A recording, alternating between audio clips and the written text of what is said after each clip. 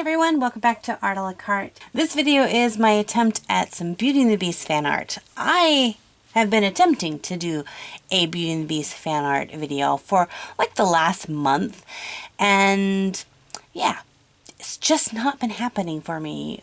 If you follow me on Instagram, I did this really fun piece in color pencil and Copic marker. I loved it so much and then promptly deleted all the footage. So then a couple of days ago, I came up with the idea of creating a picture of Belle, keeping all the same. Like if you looked at my drawing, you would say, hey, it's Belle, but how would have I changed it to fit my style? So I decided to go ahead and do this in digital art. For one, I don't do a lot of digital art videos, and I always seem to get a lot of comments saying, yes, do more digital art pictures. So I thought, you know, that'd be fun to do a digital piece. So the first thing I did was obviously find a very familiar picture of Disney's Belle. So the picture on the left is obviously Disney's version of Belle. And then I wanted to take and draw next to her my kind of interpretation of what Belle would look like. So I still wanted to keep, you know, the yellow dress and the same kind of hair, but just play around with it, not have to stick exactly to drawing Belle. I didn't want to do another how to draw Belle tutorial. So I was just having fun in the sketch portion of it. It was just going to be a simple, quick video. I was going to sketch it out and then create my line art and then color it with cell shading. And this is the part of my recording and the things began to change. And sometimes that happens with my art. I will have a very distinct plan of what I want to do, and then inspiration strikes and it, you know, takes me off on a different course. And I find the best art adventures I have is when I just follow with how my art wants to be and just see what's going to happen. So I began cleaning up the just initial sketch and kind of putting in the detail and all that. And then came the part where I began to add the color.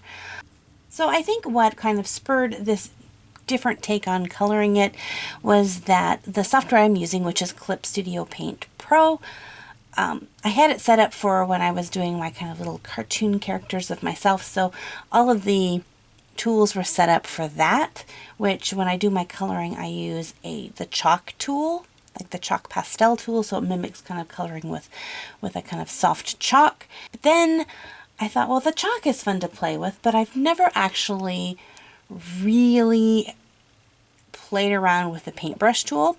If you've tried out any kind of art digital programming, then you know it's typical that most of them come with a pencil tool, a pen tool, and a paintbrush tool. Some of them come with other tools as well. The way you can edit them and set the tool up is really, really fun.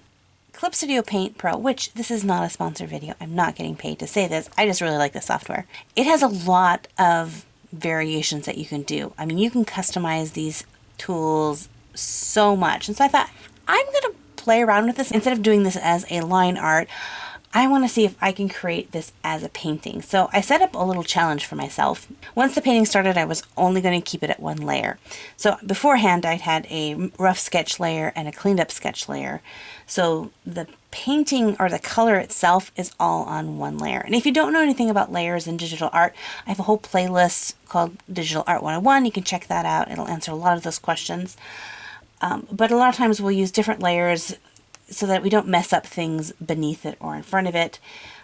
It's easier for us to go back and edit it. But if we keep it in one layer, it definitely brings the challenge level up a lot in your painting process. But I wanted to see if I could do this, if I could make this look like a painting just by playing with these tools on one layer. So that's what I started doing. I started playing around with this and very quickly realized how much time can really go into this. I mean, while I'm doing it, it doesn't seem like very much time was going into it. I thought maybe 20-30 minutes, and it was close to an hour.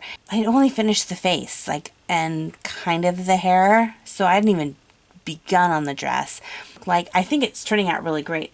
The reason that I'm not certain that I'm actually going to go back and put the time in to finish this piece is because to put that much time into it, which this little bit is an hour, I could spend twice that much time working on this face and still improving it and getting the shadows and the contrasts and the details in there. And that's just the face. It's not the hair and the neck and the shoulders, and definitely not the dress.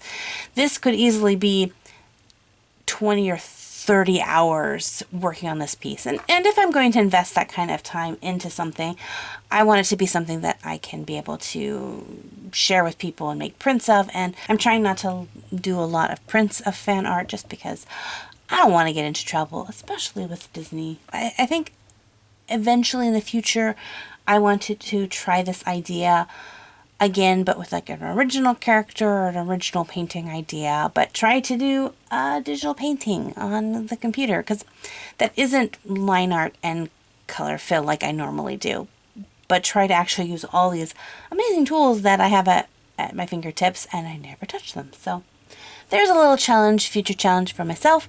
It's always good to find something that you can challenge yourself with, push yourself with, and all that good stuff. So there we go, the not so finished picture of Belle, which this video totally started to be one thing and then morphed into a totally different thing, which, you know, kind of is my life. I don't know, I always have these plans to do this one thing, and then by the time I finish those things, it's totally not what I planned it to be. It's totally something different. But as long as you're learning, as long as you're moving forward in your art, that's really the main important thing.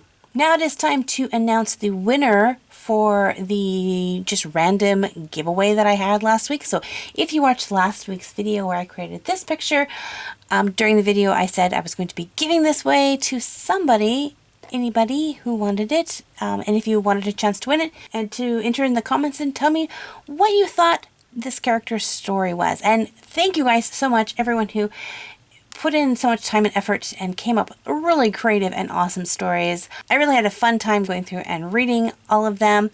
And I'm very thankful I did not decide to give this piece away to the person who I thought had the most creative story, because there is no way I could choose one. The random comment that I chose was Diana Hayward. So thank you so much, Diana, for watching my video and for commenting on it. Send me a private message and I will get this piece in the mail. I put a lot of effort and time into making each video, and it just encourages me when you guys spend the time to actually watch those. So if you'd like to see more contests in the future, give this video a thumbs up. If you're brand new to this channel, hit that subscribe button so that you don't miss any other future videos or chances to win art or other giveaways. Also, this Monday is going to be the showcase video. So if you didn't watch the video where I talked about the upcoming showcase and the theme, I will give you a hint. It's in one of the videos from this past week. I've definitely talked enough in this video, but if you haven't had enough of Art a la Carte videos, you can check out one of these two videos. And as always, God bless you guys. Thanks for hanging out with me, and we'll see you later. Bye-bye.